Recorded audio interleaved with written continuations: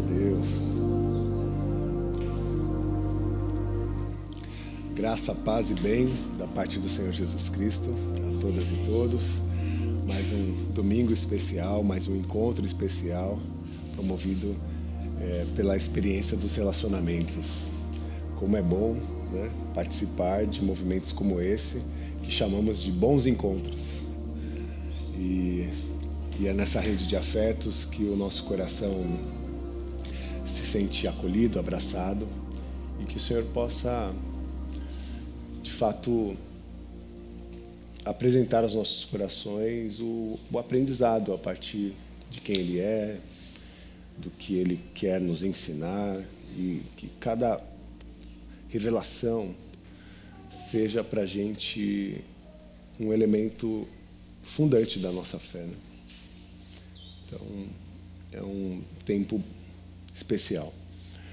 Bom, e nos últimos meses, vocês já perceberam que eu vim costurando, né, as nossas conversas a partir da manifestação de Jesus na revelação do Evangelho.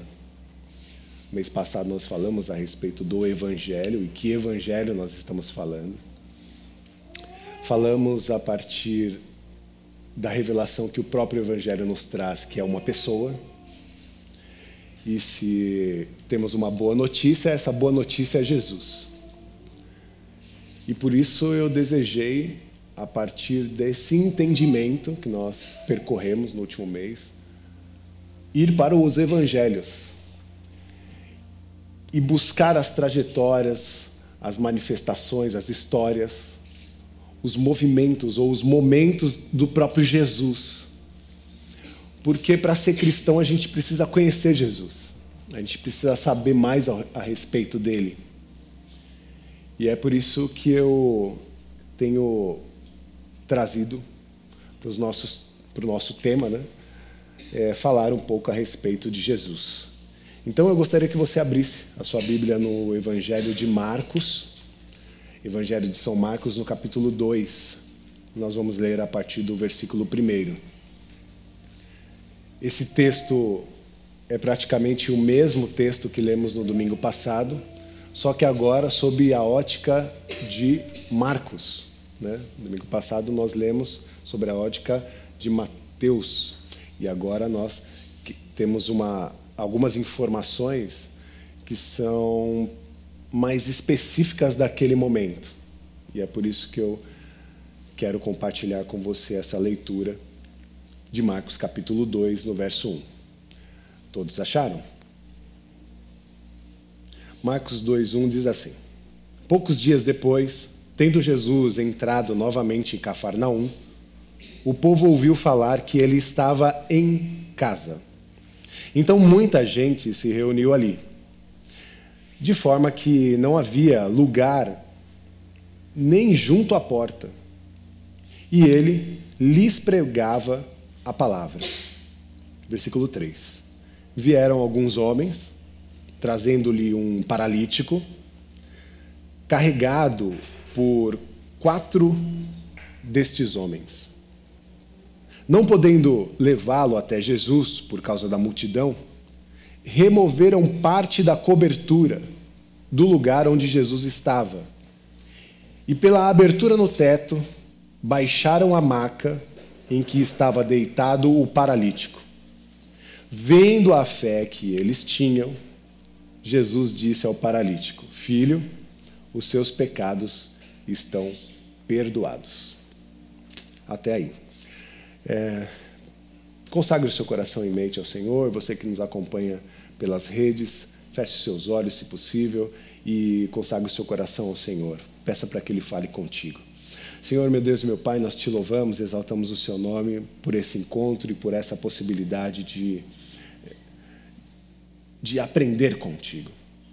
Usa as nossas vidas, que não sejamos nós, mas o próprio Espírito agindo em nós e através de nós. Por isso, nos colocamos em completa disposição. Porque nesse exercício de aprendizado, queremos ser também atores para a vida. Levar à vida aquilo que conseguimos compreender a partir da sua história, dos seus movimentos, da sua presença. Por isso, usa as nossas vidas, tanto no ouvir quanto no falar, e na reação que esse peso de glória provocará em nós. Esse é o nosso pedido, com agradecimento, em nome de Jesus. Amém. Amém. Glória a Deus. Bom, essa não é mais só uma história da manifestação da glória de Deus na vida de uma pessoa. Ainda que seja uma das maiores manifestações, né? Porque aqui nós estamos falando de um Jesus que se encontrou, ou que teve um encontro, com um homem tetraplégico. E esse homem foi curado. Então aqui estamos diante de uma expressão máxima do milagre divino. Jesus cura um homem em sua maca e reabilita, né, todo o seu corpo. Porque uma pessoa tetraplégica, quando recebe a cura, nós estamos falando aqui de anos de reabilitação, anos de retomada do seu organismo, se for possível, né, cientificamente. Estamos falando de organização da sua musculatura, né, dos seus eixos. Esse homem retoma a possibilidade de andar. E mais, sob uma determinação do próprio Jesus, dizendo, toma a sua cama, né? Até então, ele vivia sob a cama. E agora, Jesus dá a oportunidade daquele homem fazer da cama o seu troféu. Então, não só se trata de uma história extraordinária, da cura de um paralítico, como também se trata de uma história de amizade. Uma história em que o texto nos revela 4 amigos, ou pelo menos 4 amigos. Provavelmente havia ali um grupo, né, que foi com esse paralítico até o encontro de Jesus. Mas se destaca 4 homens que não medem esforços para que aquele moço recebesse a sua cura. E eu sempre tive uma certa curiosidade a saber a respeito desses homens, ou desse grupo. Não sei se havia homens e mulheres, não sei qual era o perfil daquele grupo. O que se sabe era que havia um grupo e que 4 deles carregavam uma pessoa numa maca, paralítica. Então, há um interesse em querer saber a respeito desses personagens. Há um desejo de saber como é que esses homens se relacionavam e o que é que eles disseram para esse paralítico para convencê-lo a levá-lo a Jesus. Então há alguns desejos a saber a respeito desses personagens, mas a Bíblia Sagrada não nos relata, não nos dá informação, sequer nos dá o nome dessas pessoas. Por isso eu gostaria, sim, de saber sobre eles, eu gostaria de saber da relação, eu gostaria de saber da história dessas pessoas. Mas eu, como não sei, vou chamá-los de amigos anônimos. Porque amigos também são anônimos. Amigos nem sempre querem um espaço de presença, querem um espaço para que o seu nome seja afirmado. Amigo que é amigo, quando chega, né, ou se manifesta na sua presença de amizade, não deseja, de certa forma, algo em troca. Faz porque ama, faz porque quer bem, faz porque deseja o bem. Amigo é assim, cheio de fé, cheio de determinação. E esses são os amigos anônimos. Há muitas coisas que acontecem com a gente no cotidiano E quem nos salva são esses amigos. E às vezes a gente nem fala o nome, né? Às vezes a gente nem diz quem foram as pessoas que construíram ou que pavimentaram, né, os caminhos que nos trouxeram até aqui. Por que não reverenciar os amigos? Amigos anônimos, mas eles, de fato, são participantes da nossa trajetória e isso, para mim, é extraordinário. Nós precisamos de amigos. Nós precisamos de amigos assim. E talvez você chegou aqui, ou talvez você que esteja me ouvindo, me vendo, esteja numa situação complicada. Talvez você esteja numa situação difícil. Talvez você esteja vivendo uma certa paralisia, mas existencial, em que você não consegue romper os muros que foram levantados diante de ti. E diante dessa dificuldade se sente impossibilitado do avanço. Isso é uma forma de se perceber frágil e também de compreender a importância e a necessidade dos amigos. Por isso eu preciso dizer que em nossos movimentos de fé, sempre haverá alguém que se preocupa conosco. Em nossos movimentos de fé, sempre haverá alguém que está preocupado, está analisando o nosso rosto, a nossa presença, a nossa fala, as nossas reações, a partir daquilo que entregamos. E essas pessoas nos analisam preocupadas, tentando o nosso bem, tentando nos confortar, nos acolher ou até mesmo nos ensinar, nos fortalecer. Por isso, é só olhar ao seu redor. Essa é a comunidade de fé. E essa sim é a comunidade que nós queremos construir a partir dessa ótica. Uma comunidade repleta de amigos.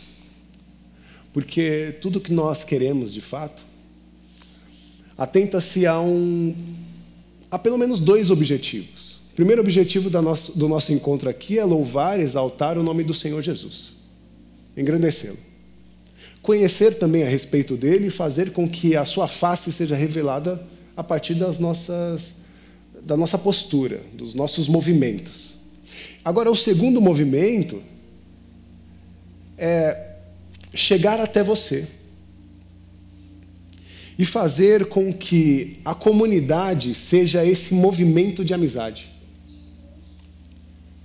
É fazer com que essa experiência comunitária seja a experiência dos amigos, seja a experiência da amizade, seja a experiência do acolhimento, seja a experiência em que nós olhamos um para os outros, enxergando a necessidade, estendemos a mão para levar aquele que está necessitado ao encontro de Cristo. Então, é importante perceber o movimento da comunidade dentro destas ações, né?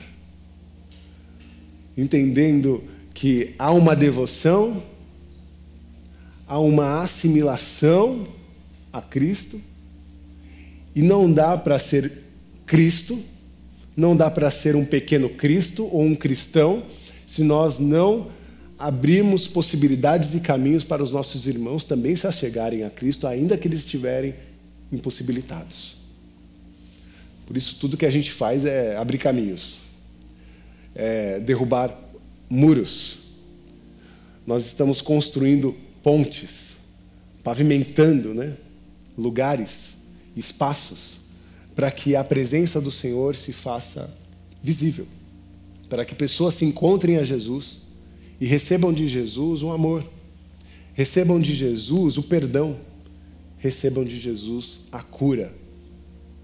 Porque é isso que nós encontramos nesse texto. E vamos ao texto, né? Porque o texto fala dessa presença, desses 4 amigos que levaram esse paralítico até Jesus. Esses amigos sabiam onde o levar.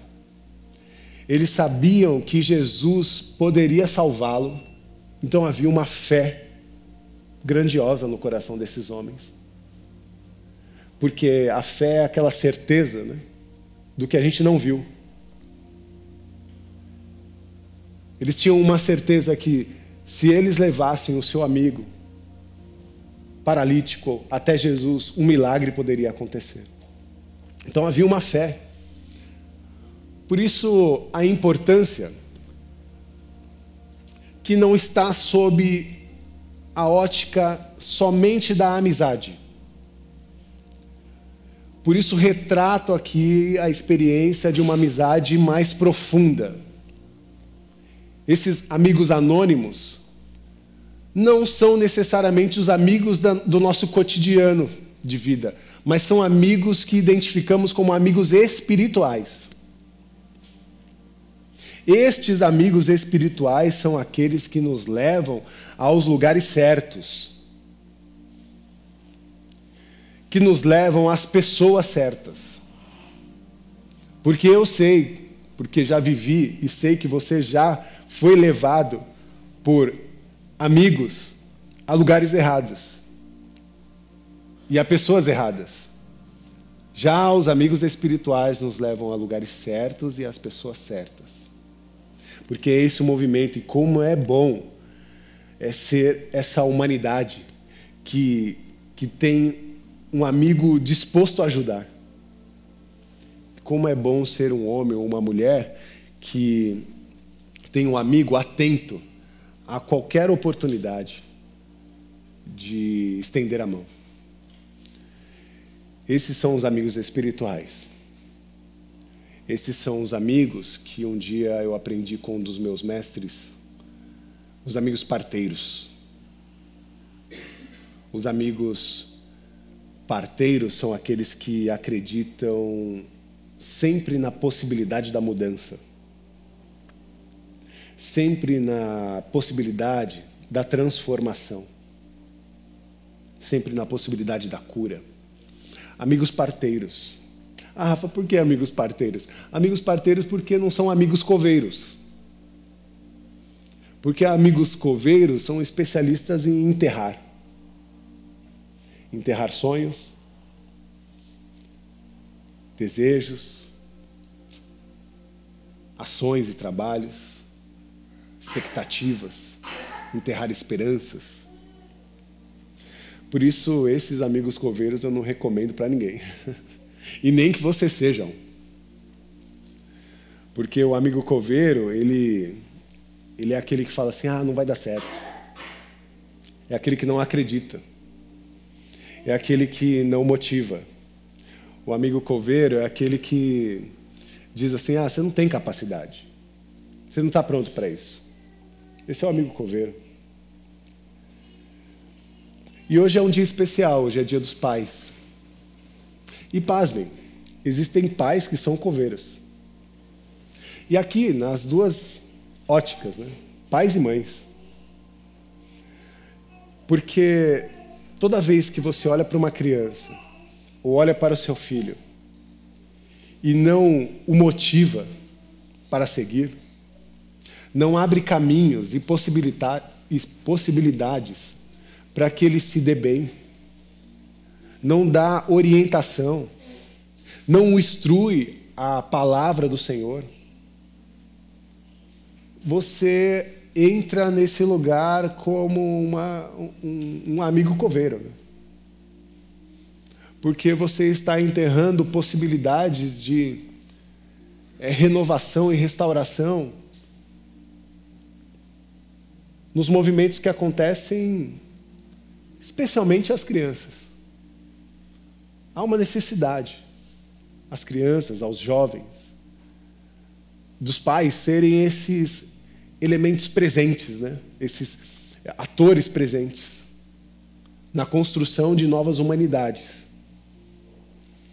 E eu vejo isso como uma beleza, porque ser pai já não é mais olhar para si. Ser pai já é um título que se recebe a serviço de alguém,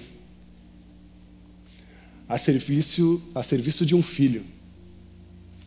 E nós sabemos que a grande parcela da nossa sociedade foi estruturada e cresceu longe dos seus pais.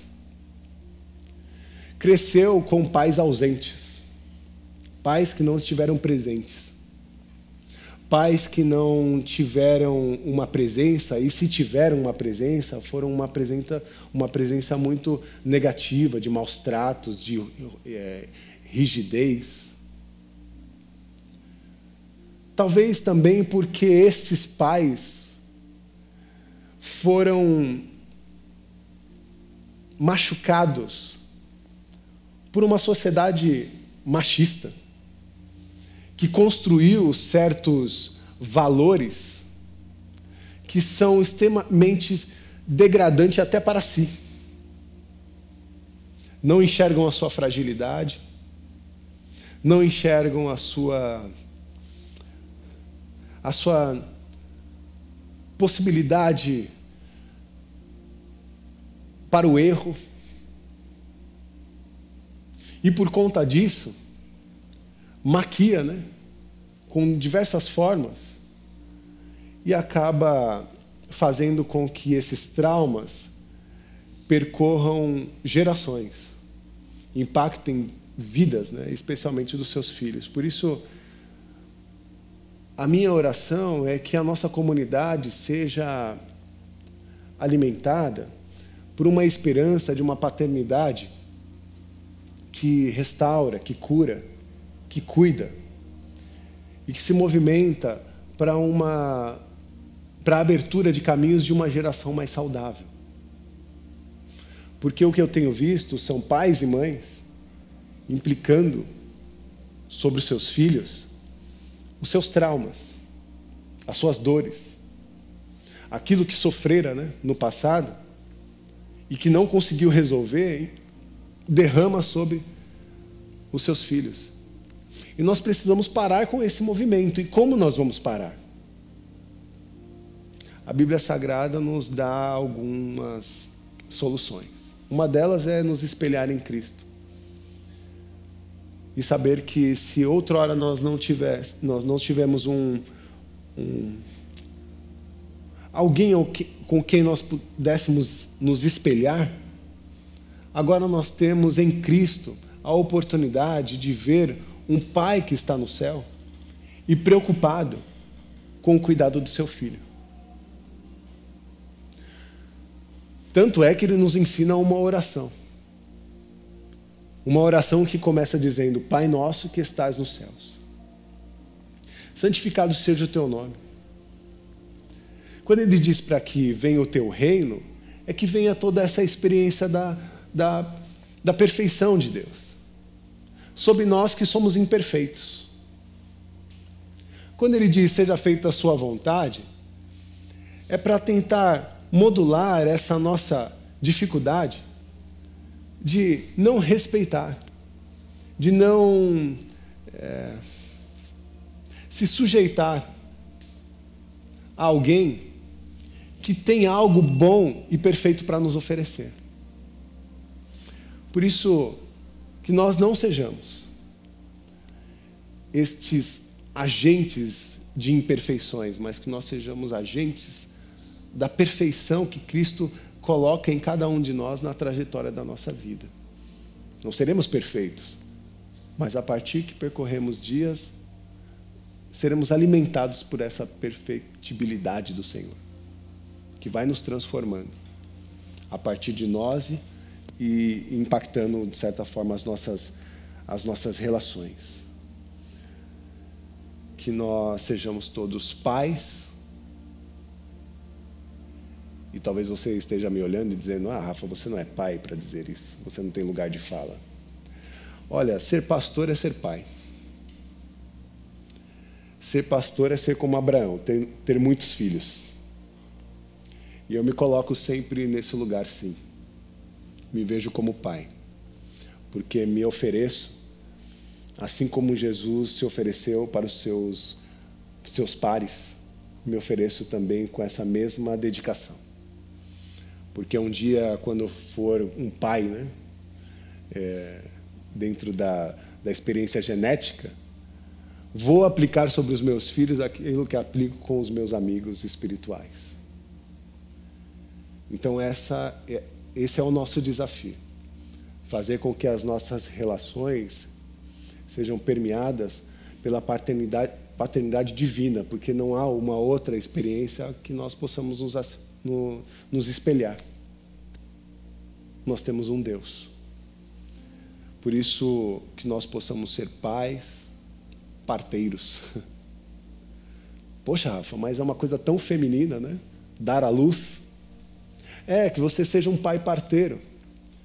Que você seja um pai presente na expressão do dar à luz. Que você seja um pai presente na arte de trazer a luz, de abrir caminhos. E aí eu vou para o final da minha fala, porque eu anotei alguns trechos desse versículo que lemos e que pode nos inspirar. Lá no versículo 4, na parte A, existe um obstáculo que esses homens enfrentam. O primeiro obstáculo diz assim: não podendo levá-lo até Jesus por causa da multidão, vírgula. Paramos aí. Por causa da multidão. Eles não conseguiram chegar e adentrar aquela casa, porque havia muitas pessoas. Um homem tetraplégico, que tinha em si a necessidade urgente da cura, não teve acesso a Jesus, porque a casa estava lotada. Ninguém cedeu espaço. Ninguém cedeu um lugar. Isso mostra muito como é o movimento da comunidade. Porque Jesus estava lá, pregando. E aquele lugar estava cheio de pessoas ouvindo a pregação de Jesus. Mas parece que aquelas pessoas estavam interessadas na sua cura, interessadas na sua agenda, porque provavelmente elas saíram muito cedo para conseguir o seu espaço, o seu lugar naquele local, e não quiseram abrir mão do seu lugar para aquele moço. Então, o primeiro obstáculo é a multidão. E essa multidão pode ser lida como o duro coração, a rigidez do coração humano, das pessoas que não conseguiram ter uma certa empatia com a dor daquele moço, com o seu sofrimento. O segundo obstáculo que eles enfrentaram está na parte B desse versículo, versículo 4. Removeram a parte da cobertura do lugar onde Jesus estava e, pela abertura do teto, baixaram a maca em que estavam deitado o paralítico.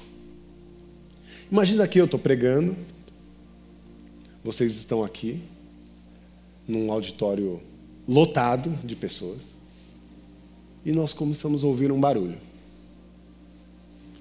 Mas aí eu continuo pregando. E de repente esse barulho aumenta, porque a gente percebe que eles estão tirando uma telha. Na verdade, mais de uma telha, destelhando. E isso provoca uma abertura. E de repente esses homens começam a descer do telhado, uma maca com um homem paralítico. E esse homem desce em frente, né, às pessoas de Jesus. Imagina essa cena. E aqui eu coloco como obstáculo não mais só as pessoas, mas também os bens. Porque imagina alguém tirando o telhado aqui, a primeira coisa que talvez poderia vir na nossa mente: pô, tá estragando o telhado, tá destelhando aqui, tá destruindo. subindo num telhado frágil, pode quebrar algumas telhas. Isso seria um obstáculo, mas aqueles homens fizeram o que fizeram, não preocupado com o dano material que eles provocariam. Porque eles enxergavam que pessoas são mais importantes do que as coisas. Coisas, a gente repara. A gente resolve, né, com restauração, com compra de material. Mas pessoas, não. Pessoas são mais importantes. Pessoas são mais importantes do que as coisas. Esses homens entenderam que todo ser humano é muito mais importante do que qualquer patrimônio. E atravessaram mais um obstáculo. E outra, interromperam o pregador. Tem pregador que não gosta de ser interrompido. Tem pregador que fica bravo quando as crianças estão aqui, né? No meio delas. Tem pregador que quando vê um movimento fica irritado. E de repente, diante de Jesus, um telhado destelhado, uma maca e uma situação que interrompe a sua fala, interrompe a sua agenda, interrompe a sua pregação. Isso poderia ser um obstáculo. Mas Jesus para a sua agenda, para a sua fala, interrompe a sua pregação. Porque também não há nada mais importante do que as pessoas. Por isso, no versículo 5, o olhar de Jesus, vendo a fé que eles tinham, Jesus disse ao paralítico. Esse Jesus viu a fé daqueles amigos. Jesus, antes de ver a situação, né, daquele moço, fitou os olhos no movimento daqueles homens que não mediram esforços em prol do seu amigo. Esses são os amigos espirituais, que não medem esforços, que vão com unhas e dentes, atravessando dificuldades, para que os seus amigos sejam acolhidos por essa experiência de restauração ou de cura. E o terceiro e último obstáculo, Jesus disse ao paralítico: filho, os seus pecados estão perdoados.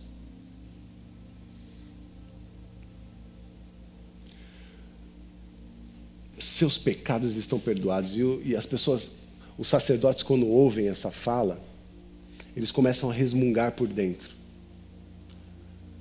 E eles diziam: quem que ele acha que é para perdoar pecado? Quem que esse moço pensa que é para sair assim perdoando pecado? Só Deus pode fazer isso.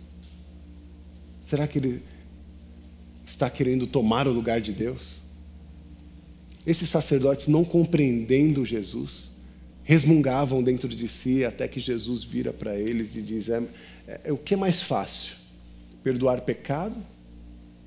Ou dizer para esse homem: levanta e anda? Mas para que vocês creiam,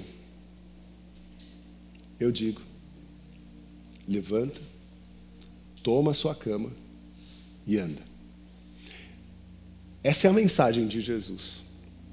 E esse é o movimento de Cristo, que acontece a partir de uma fé amiga, de alguém que se dedicou, ou que dedicou a sua vida para a transformação do seu próximo. Ser um amigo espiritual é ser essa presença divina a quem precisa, a quem está vulnerável. Ser um amigo espiritual é ser pai. É ser uma presença possível a quem está vulnerável, a quem precisa de ajuda, ou a quem precisa de caminhos, de projeções. Por isso que sejamos todos uma comunidade amiga. Uma comunidade que se porta aos movimentos de acolhimento, de afeto e de cuidado para com o próximo. Como é bom quando a gente se relaciona na esfera dos amigos. Como é bom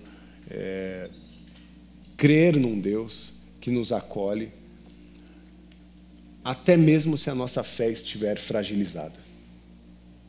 Nos acolhe graças à oração e o cuidado dos nossos amigos.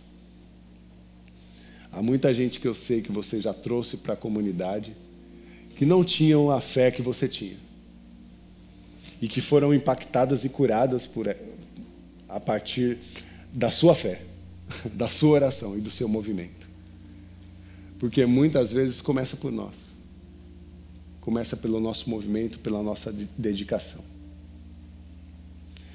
Por isso eu encerro a minha fala com a frase de Hans Burken, que ele diz que o reino de Deus é um reino de amigos. Que a graça de Deus se manifeste sobre os nossos corações e nos traga a oportunidade de compreender a grandiosidade que é ser um cristão amigo de Deus.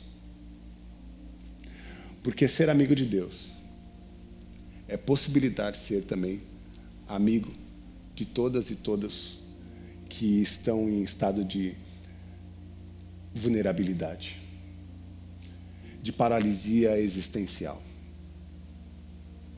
com dificuldade de avanço. Você sim pode, eu e você, nós podemos ser um instrumento de resgate literal a tantas vidas que se encontram nesse lugar. Por isso, receba os meus votos de amizade, o meu carinho, a minha dedicação e o desejo de sustentar a nossa amizade em vida e nessa trajetória que estamos construindo. E para não ficar só nas minhas palavras, eu queria fazer uma última oração e queria que você ficasse de pé.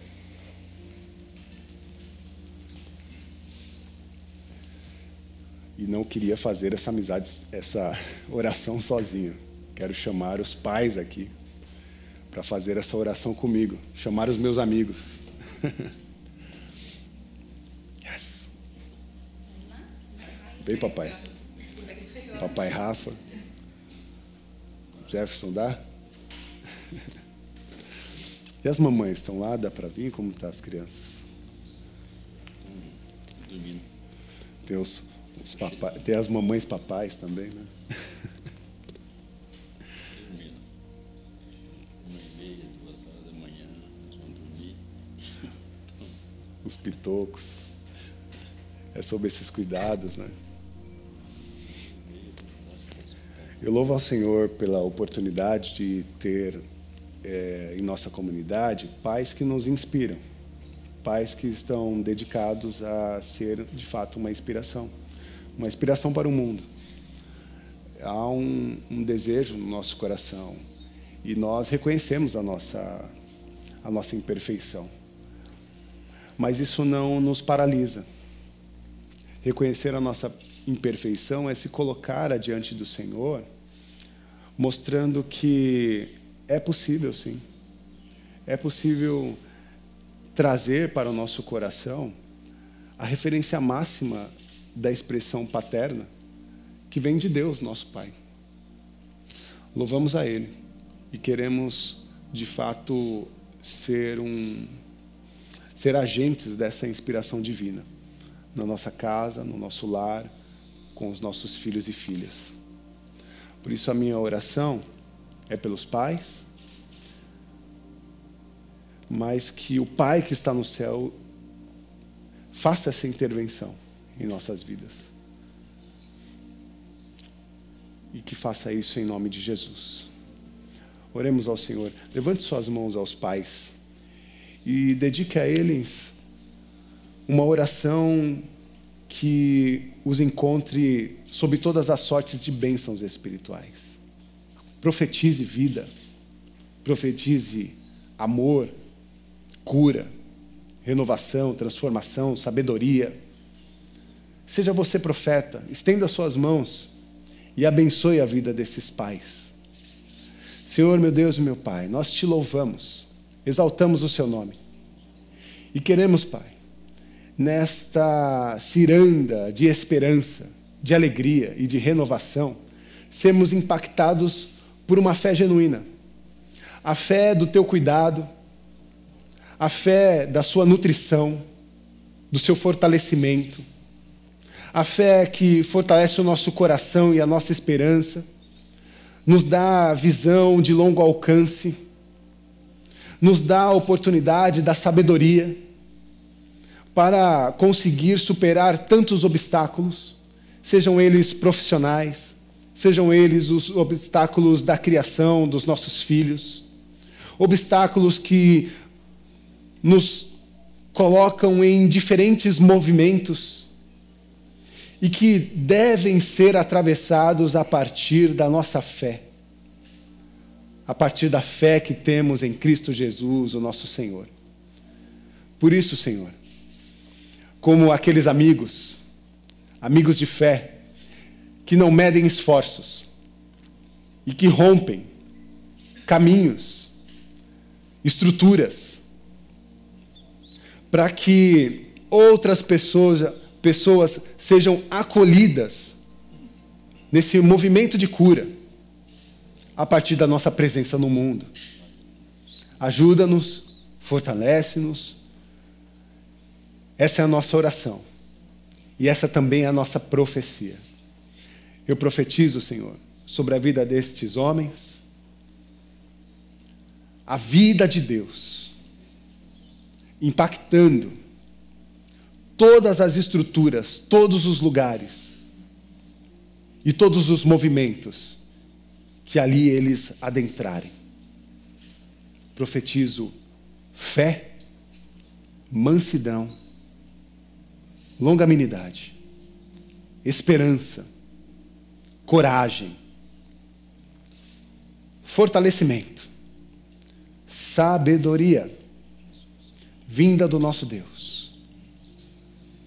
Nos curvamos, Senhor, diante da sua palavra, para sermos uma paternidade inspiradora para um mundo que sofre, para um mundo que precisa do nosso abraço, do nosso amor e do nosso acolhimento. Que Deus vos abençoe. Que Deus nos abençoe. Vamos encerrar com a oração que Jesus nos ensinou. É a oração do Pai. Oremos. Pai nosso que estás nos céus, santificado seja... Ore ao Senhor. Seja feita a tua vontade, assim na terra como nos céus. O pão nosso de cada dia nos dai hoje. Perdoa, Senhor, as nossas dívidas, assim como nós perdoamos aos nossos devedores. E não nos deixes cair em tentação, mas livra-nos do mal, pois teu é o reino, o poder e a glória para sempre. Amém, amém. Com suas mãos aos céus, que o amor de Deus, que a graça do Senhor Jesus Cristo e a manifestação do Espírito Santo, o Consolador, esteja sobre a vida de cada um de nós. Eu vos abençoo em nome do Pai, do Filho e do Espírito Santo, com todas as sortes de bênçãos espirituais. Saia para uma semana linda, abençoada, cheio da graça do Senhor, cheio da vitória do Senhor, que o Senhor possa renovar os nossos dias e trazer sobre nós um sorriso novo no rosto. Que Deus nos abençoe. Amém, amém. Amém.